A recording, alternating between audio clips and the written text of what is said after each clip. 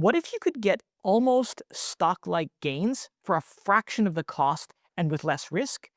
Well, today I'm going to show you how deep in the money call options can do exactly that. Deep in the money calls cost more upfront and have lower returns on a percentage basis compared to out of the money calls. Many traders overlook them. But with a higher delta and more stock-like behavior, buying deep in the money calls can be a powerful way to capture upside while reducing the effects of time decay, making them a smart choice if you're confident in a stock's future direction. Now, options premiums are made up of two parts: intrinsic and extrinsic value.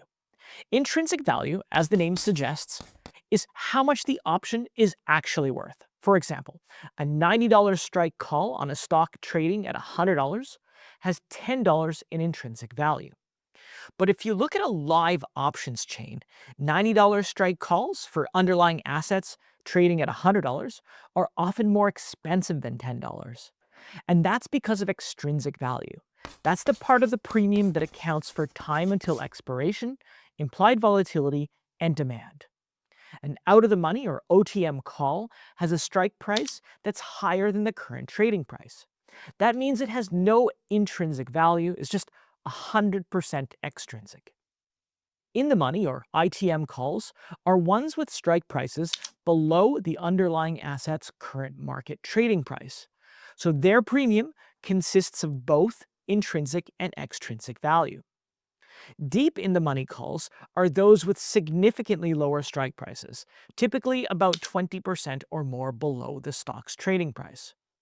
So now you know, intrinsic is the real value and extrinsic is basically time and hype baked in.